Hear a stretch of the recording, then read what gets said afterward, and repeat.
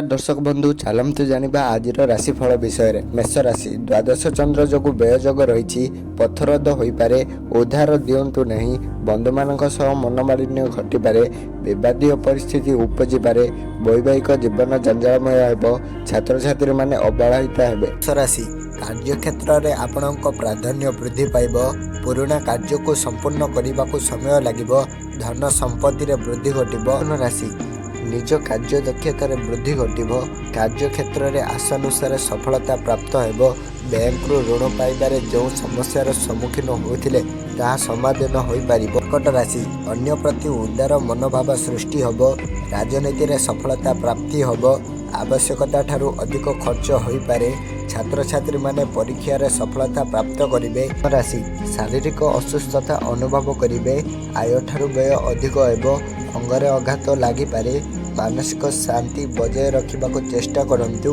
बंधु मिलन हो पारे अनावश्यक विवादर परिस्थिति सृष्टि हो पारे। राशि बंधु मिलनर जोग रही इच्छा करिथिबा कार्य सफलतार सह संपूर्ण हेबो निज पराक्रम बलर शत्रु को परास्त करिबार क्षमता रखिबे परिवार में सुख शांति लगी रहिबो छात्र छात्री माने विशेष भाव उपकृत हेबे। राशि दिनटी अधिक दान उत्पादनर संभावना रही आशा ठारू अधिक फल प्राप्ति हेबो विद्यार्थी माने परिश्रम फल प्राप्ति करिवे चाष भल हेबो कार्य क्षेत्र में आशानुसार सफलता प्राप्त हेबो स्थिति रे परिवर्तन देखा देबो मानसिक चिंता वृद्धि पाइब क्षमरा हानि घटीपारे असम्मानित हो पारती आपणक स्वास्थ्य विषय सतर्क रुहतु चाकरी क्षेत्र में परिवर्तन हो पारे कठिन परिश्रम अधिक हेबो खर्च वृद्धि पाइब।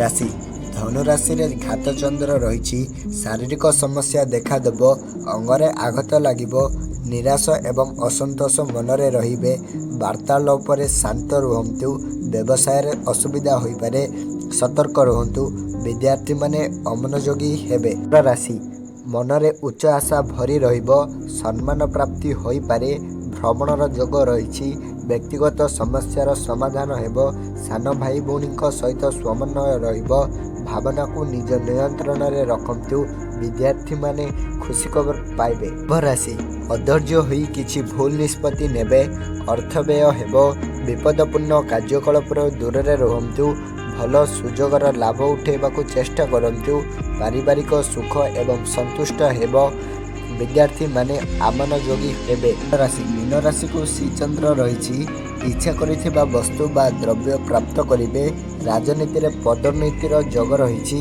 नुआ चाकरी हाथ पाखरे पहुँचब शिक्षा क्षेत्र में मानसिक विकास हेबो दाम्पत्य जीवन सुखमय हेबो।